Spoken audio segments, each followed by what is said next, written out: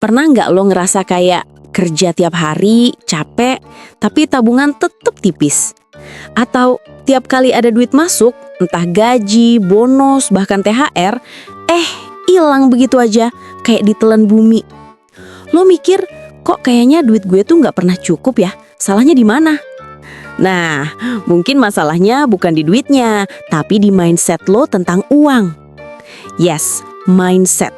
Cara lo mikir, cara lo nge-value uang, itu bisa jadi penentu lo miskin selamanya atau pelan-pelan bisa naik kelas finansial.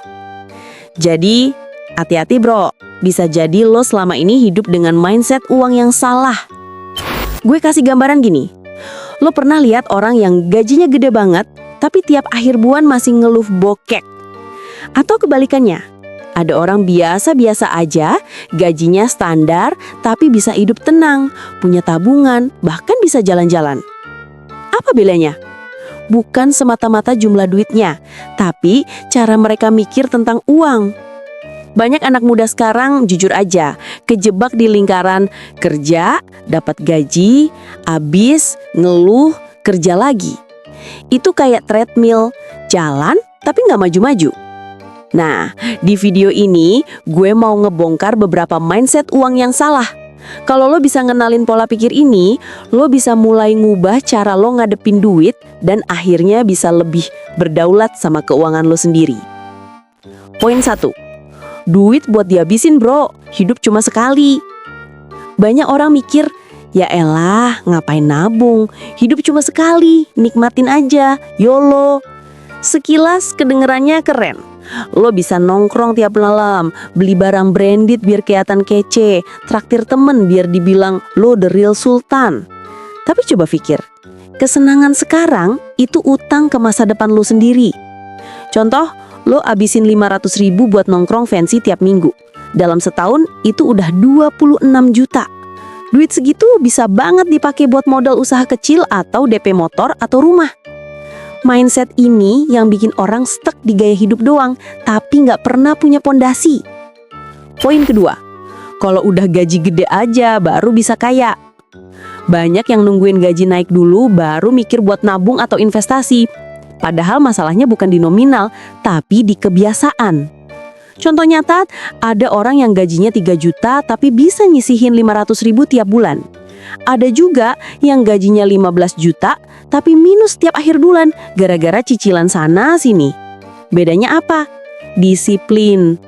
Jadi jangan tunggu kaya buat mulai nyimpen dulu baru kaya. Poin 3. Investasi itu buat orang kaya. Banyak anak muda takut sama kata investasi.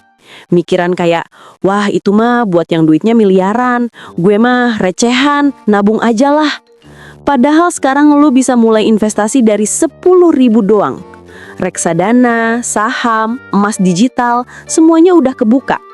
Masalahnya mindset salah ini bikin orang gak mau belajar, gak mau mulai. Padahal justru kalau masih muda, waktu adalah senjata terbesar lo. Misalnya, lo nabung 500.000 tiap bulan di instrumen return 10% per tahun. Dalam 10 tahun, itu bisa jadi lebih dari 100 juta.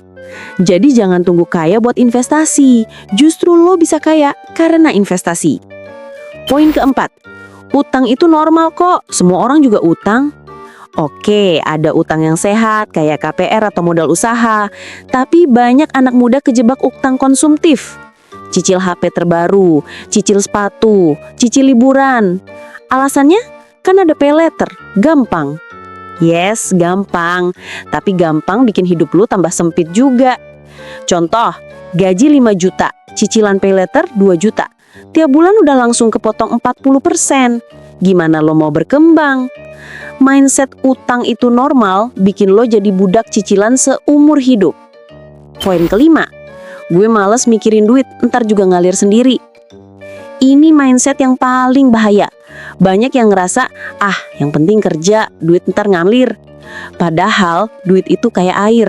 Kalau lu nggak bikin wadah, dia bakal ngalir kemana-mana dan abis tanpa jejak. Lu harus punya kontrol, entah itu budgeting sederhana, catat pemasukan pengeluaran, atau atur prioritas. Bukan berarti lo jadi pelit, tapi lo jadi sadar kemana aliran duit lo pergi. Poin keenam, Nabung itu cukup, gak usah mikir lain-lain. Nabung doang tanpa mikirin inflasi sama dengan duit lo pelan-pelan kebakar.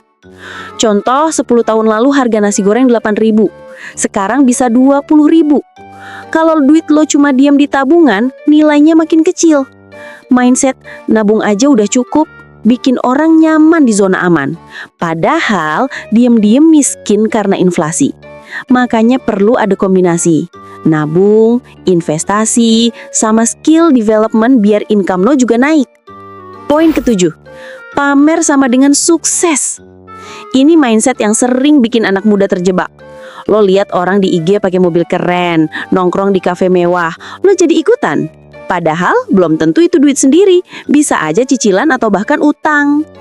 Sukses itu bukan tentang kelihatan kaya, tapi tentang punya kebebasan finansial.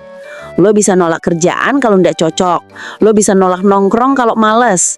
Lo bisa liburan kapan aja tanpa mikirin besok makan apa. Lo sadar nggak? Semua mindset salah tadi intinya satu. Lo ngejar validasi sekarang tapi ngorbanin masa depan lo sendiri. Duit itu bukan soal nominal, tapi soal kontrol. Lo bisa punya 100 juta, tapi kalau mindset lo bocor, abis juga. Sebaliknya, lo bisa start dari 1 juta, tapi kalau mindset lo bener, itu bisa tumbuh, bisa bikin hidup lo jauh lebih bebas dan lebih tenang. Jadi ingat, jangan kejar gaya hidup instan. Jangan nunggu kaya buat mulai disiplin. Jangan takut investasi kecil-kecilan. Jangan jadi budak cicilan seumur hidup. Jangan cuma nabung, pikirin inflasi. Jangan sampai lo sibuk kelihatan kaya, tapi sebenarnya lo miskin. Ujung-ujungnya bro, duit itu alat. Lo yang harus ngatur duit, bukan duit yang ngatur lo. Kalau lo bisa ubah mindset lo sekarang, percayalah masa depan lo bakal lebih ringan, lebih bebas, dan lebih tenang. Kalau lo suka konten kayak gini, jangan lupa buat like, share ke temen lo yang lagi struggle soal duit, dan subscribe biar lo nggak ketinggalan video lain. Sampai ketemu di video berikutnya, dan ingat, mindset lo menentukan masa depan lo.